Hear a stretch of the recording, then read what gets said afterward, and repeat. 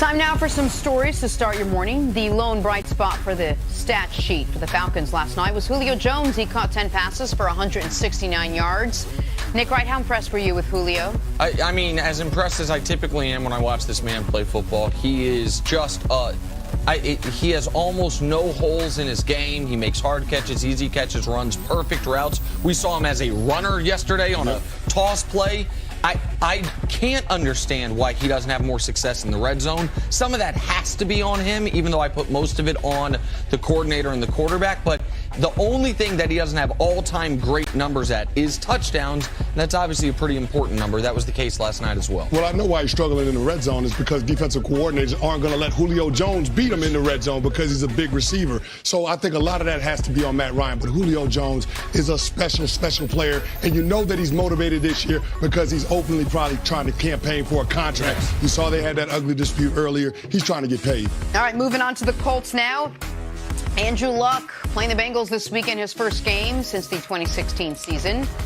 Chris, what do you expect from Andrew Luck on Sunday? I'm expecting Andrew Luck to be good because Andrew Luck has to be good if his team has any chance of being able to win. But I think we'll start to see the Andrew Luck that we know from when he was able to elevate his team to the divisional in the AFC Championship rounds in back-to-back seasons. So I think he'll be back to the Andrew Luck that we know. I think he will eventually get back to the Andrew Luck that we know, but I don't think that's going to take 2 or 3 quarters. I don't think it's going to take 2 or 3 games. I think it might take 2 or 3 months. I think we've got to recognize how low his low point was emotionally and physically, and how much he has to do to get back to where he was after, the longest he's gone without playing football in his life since he was 6 years old. So I'm hoping for health for Andrew Luck. The NFC North battle, Aaron Rodgers and the Packers facing Khalil Mack and the Chicago Bears defense at Lambeau on Sunday Night Football.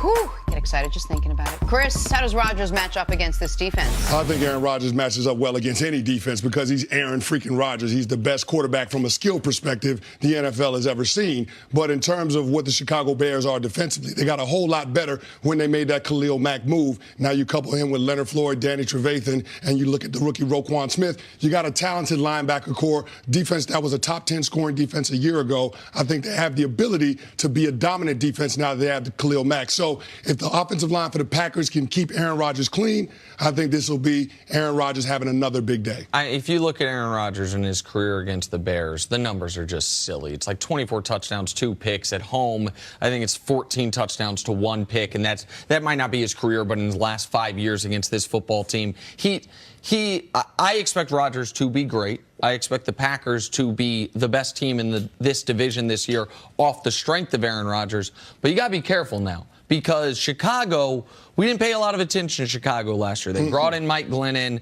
They still had John Fox as their head coach. They then go to Mitch Trubisky. We don't really know what to expect from them. Quietly, they had a top 10 defense last year. Now they spend a top 10 pick on Roquan Smith, who you could argue was the most pro-ready player of any position in the draft, offensively or defensively. I know he had the long holdout.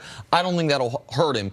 And then they also add, I believe, the best pass rusher in the entire league in Khalil Mack. So this Bears team is going to present problems for every offense they face. Now, the question about the Bears this year is Mitch Trubisky any good? Like, that's what will determine what their ceiling actually is. But one of the reasons the Packers, were bummed that they didn't get Khalil Mack when they were in the market for him is not just that they didn't get him. Is that someone where he went? Now you got to play him 2 games a year. Like, send him to the Jets. We'll play him once every 4 years. I think this is a big Jimmy Graham game, by the way. I think that this is to see, we heard in the offseason how Rodgers couldn't get on the same page and was frustrated with some of his young receivers. We also saw in the preseason him already having a connection, particularly in the red zone, with Jimmy Graham. I want to see how that connection looks this weekend. How does it work? Khalil Mack is in. He hasn't been there, obviously, from the beginning.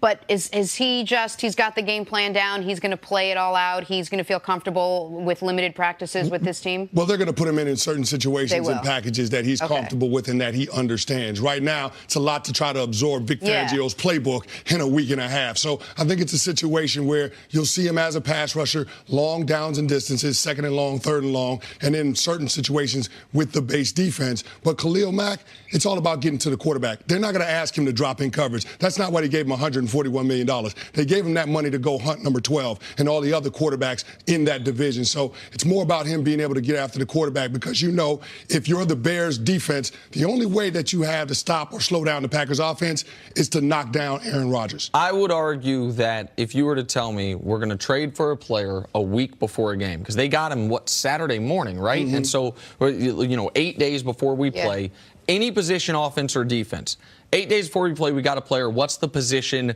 where he's most likely to have an impact? I'd say pass rusher, because you can simply say, listen, it's almost, or maybe shut down corner if it's a real shutdown corner, and it's just going to be run cat coverage. Right, you cover that cat right there. The old Deion Sanders, I don't even go to the huddle. I'm just standing over here. Like Khalil Mack can almost do his version of that. Now, over the course of the season, they will ask him to do a lot more. They'll run stunts. They'll run different things. They might occasionally actually drop him into coverage just to throw off what the quarterback is seeing.